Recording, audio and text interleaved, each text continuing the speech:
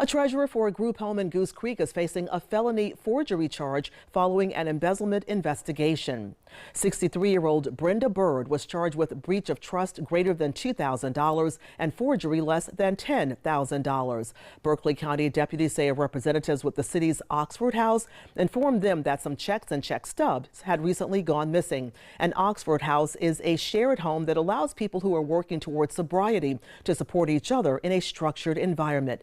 An investigation reportedly revealed that Bird was serving as the treasurer for the house and had access to the checkbook. She allegedly stole more than $2,800 since last month.